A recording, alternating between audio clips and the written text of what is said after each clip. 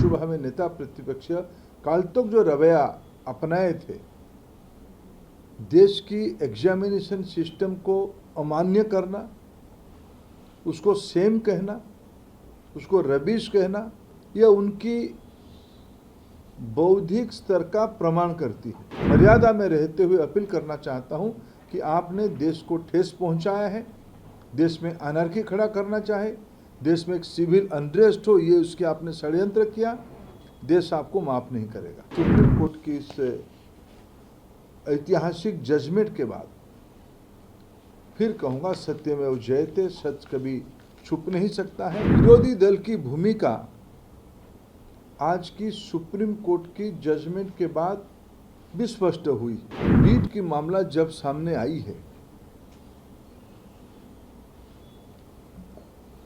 विरोधी दल की भूमिका आज की सुप्रीम कोर्ट की जजमेंट के बाद भी स्पष्ट हुई। विशेष करके देश की नेता प्रतिपक्ष, लोकसभा में नेता प्रतिपक्ष काल तक जो रवैया अपनाए थे, देश की एग्जामिनेशन सिस्टम को अमान्य करना, उसको सेम कहना, उसको रबिश कहना, यह उनकी बौद्धिक स्तर का प्रमाण करती है। आज देश की इसी सारे कॉम्पिटिटिव एग्जामिनेशन में ना केवल भारत में, विश्व में हमारी आईआईटीएन, हमारी भारतीय शिक्षा व्यवस्था से पढ़े हुए इंजीनियर्स, डॉक्टर्स, आईआईएम जैसे इंस्टीट्यूशन से पढ़े हुए विद्यार्थी दुनिया में अपना प्रतिष्ठा बनाए हैं। भारत की इसमें प्रतिष्ठा बनी है। ये सारे एग्जामिनेशन को निंदित करते हुए राहुल गांधी जी भारत को ही निंदा पहुंचाए हैं। देश की विद्यार्थियों को गुमराह करना, भ्रम पैदा करना, सामाजिक तनाव के लिए प्रोत्साहित करना, यह उनकी राजनीति का एक योजनाबद्ध हिस्सा रहा है।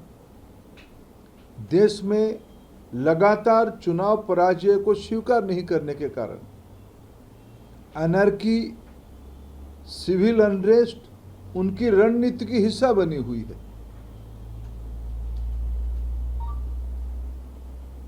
मैं उनको अपील करता हूं, पिछले दिनों में देश के अंदर और समूचा विपक्ष की जो लोग, जिन लोगों ने इस गैर जिम्मेवाराना कामों में लगे थे, इन सबको मैं अपील करना चाहता हूं, कम से कम देश की नौजवानों को, देश की विद्यार्थियों को, उनकी अभिभावकों को वो माफी मांगना चाहिए।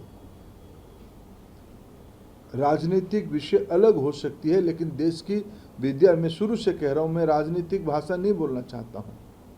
मैं कल लोकसभा में जिस प्रकार की कुतर्क दिया गया, भारत की शिक्षा प्रणाली को निंदित करने का अपचेष्टा किया गया, आज मैं अत्यंत दुख के साथ मर्यादा में रहते हुए अपील करना चाहता हूं कि आपने देश को ठेस पहुंचाया है, देश में अनर्की खड़ा करना चाहे, देश में एक सिविल अनरेस्ट हो, ये उसके आपने षड्यंत्र किया, देश आपको माफ नहीं करेगा।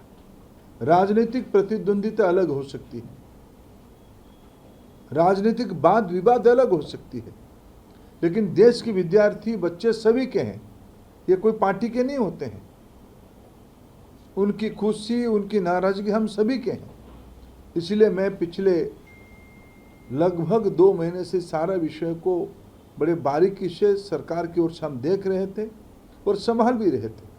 हम भी कोशिश कर रहे थे कि कोई किसी भी प्रकार की हमारी वाणी के कारण किसी को आहत ना पहुंचे।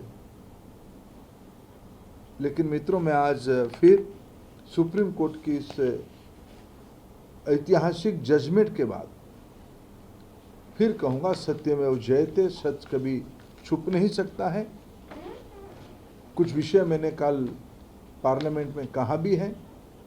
देश की शिक्षा व्यवस्था को सुधारने के लिए, विशेष करके नौजवानों की हितों को सुरक्षित करने के लिए किसी ने क्या किया है, यह ऑन रिकॉर्ड है।